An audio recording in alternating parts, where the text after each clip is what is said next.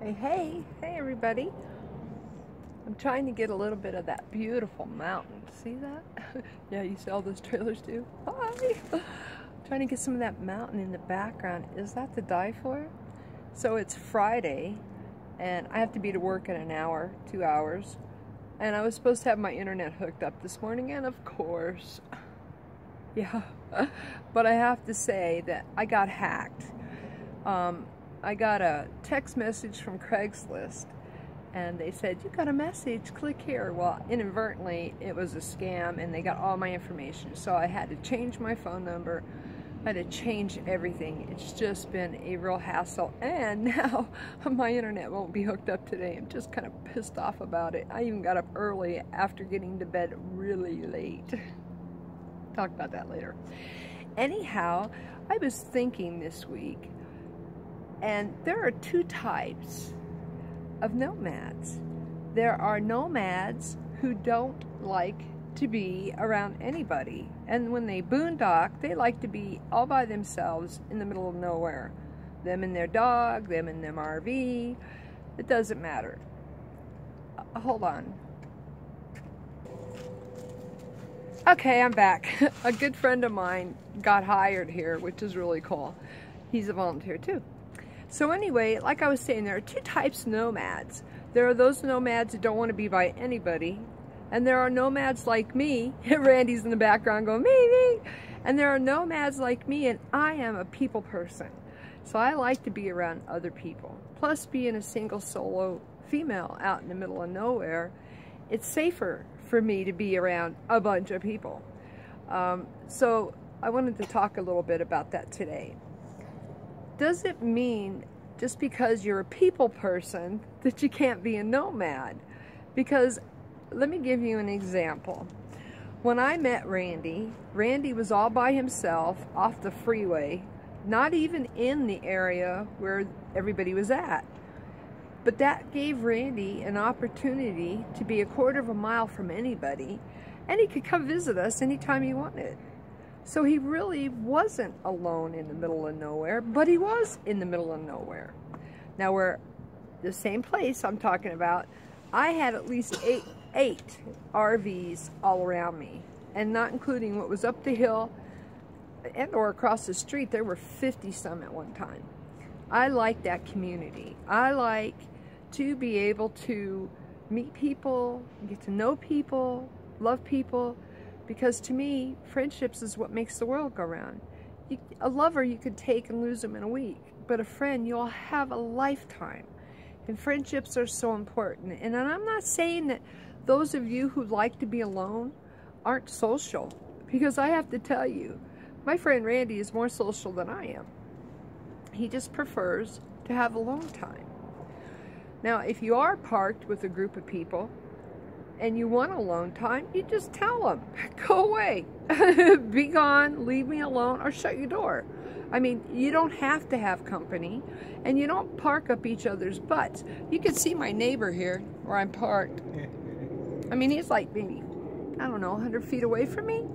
But I have to tell you, he doesn't bother me, and I don't bother him. Why? Because we're mature. We don't want that hassle. You don't have people here with loud music. You don't have people here with their TVs blaring. Nothing. I mean, people tend to be very considerate of each other, regardless of where you're at.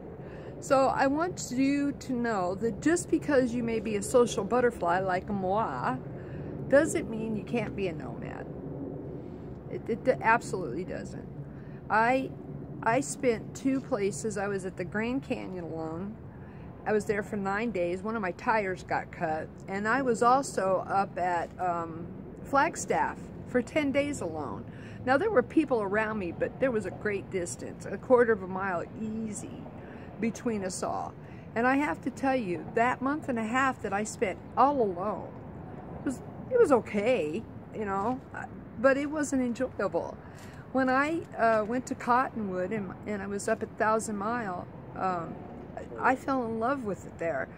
And I'm talking in love. There, at the time I was there the first time, there were 68 RVs. I mean, it's a huge place with 3 different areas, and there were so many people I got to meet so many folks there, good friends, friends that I still keep in touch with today. And then when I went across the street, I got to even meet more. So as a single female, when you first start out, I would not suggest doing what I did and spending 9 weeks alone. That sucked.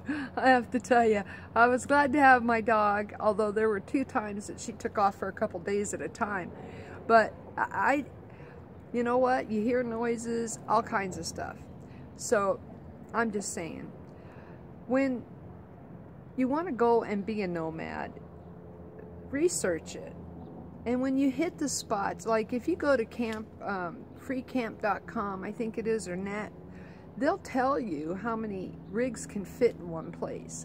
Now, where my friend Randy went after we quit camping in the same area, only his rig could fit. My rig couldn't fit down that road. But it was okay for him because he likes to be alone. And where I ended up, there was a mess of people. Now, Randy came to visit me there up the road, but that just shows you the difference between the two, because there was more than enough room for Randy there. But Randy wanted the solitude, and I get it. So I don't want you people to be scared and think that, oh God, I'm not a hermit, or I'm not an introvert, because the fact is, you don't have to be. So I want you to take a good look, I want you to take a good look at that mountain behind me. That mountain will be snow covered really soon, and it's so beautiful. I'm going to take you guys closer when it does. I'd like to thank all of my subscribers who are here for the Nomadic videos, for staying with me even though I had a post-narcissistic. It's a side of me I'm sure y'all don't see, but I will be doing more videos about narcissism, and don't let it offend you. Just skip the video. I'll give you a forewarning. So anyway, I got more company coming. I gotta go.